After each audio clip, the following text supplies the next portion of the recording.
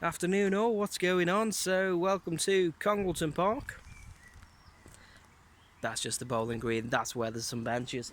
If I stand up you might be able to see a little bit more. Yeah, okay, so it's a lot bigger than it looks. But yeah, the reason for my video is this is my first day kind of trying to really grind on the Gen 1 event.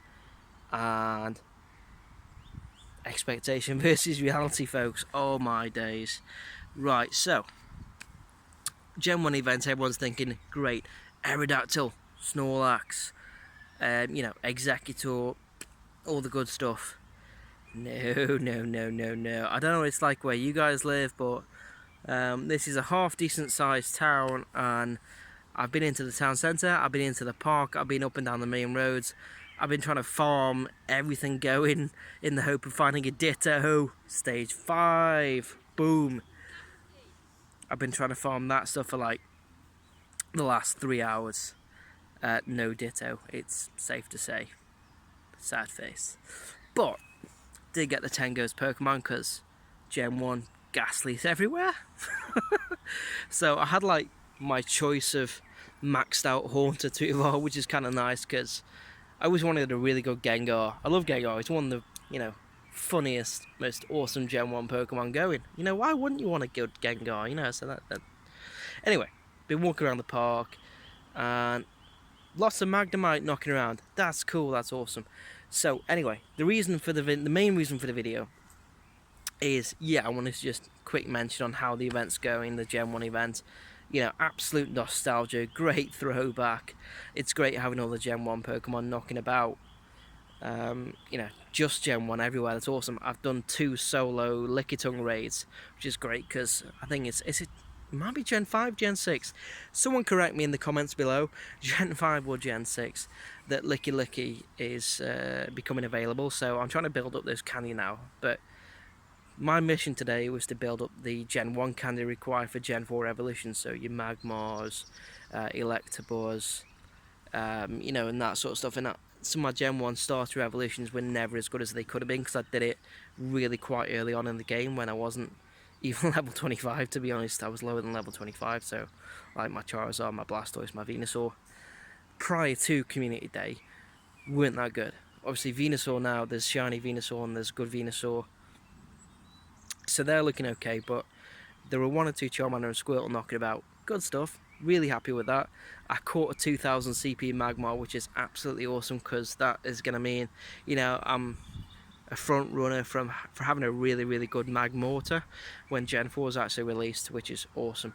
So, again, I keep digressing because there's been a lot of people out today here in this small Cheshire town of Congleton.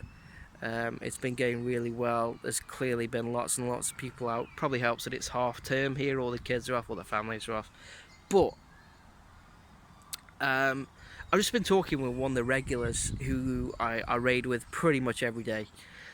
Shout out to Rachel, absolutely awesome Pokemon Go player, lovely person, and same as everyone else you'll meet here in this little Cheshire town, fantastic people. Anyway, she mentioned something about the research tasks, which to be honest, I didn't know because I've been trying to just do 1 task a day and make sure I get that stamp.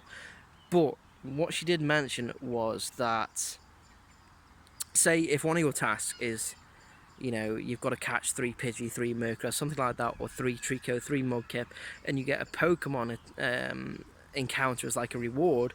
If you don't have any balls and you don't have the right items, you don't have to jump into that encounter, or you can jump into it and you can come back to it. See, I didn't know this, okay? So apparently, if you jump in and you throw 3 Pokeballs at the thing and it jumps out of all 3, for some reason, you've got no berries or anything else, you can actually exit that encounter and it will still say claim reward down below and you can still click back into the same encounter.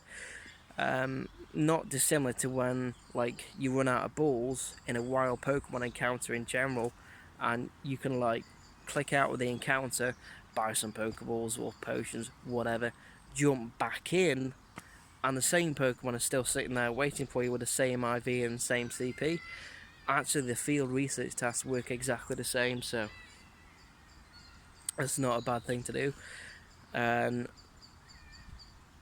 it works that way with all like Pokemon encounter rewards, like for the field research. So guys, I know that I didn't know that, so I figured that as I'm a regular player and I didn't know that, there's going to be a lot of people that probably don't know that. It's going to start to rain. I've felt the first raindrops. I don't want this to be a really wet and soggy video. That's what she said. So I'm going to call it there. Thanks for watching. See you next time. I'm going to try and post like a little montage thing of everything that I've done.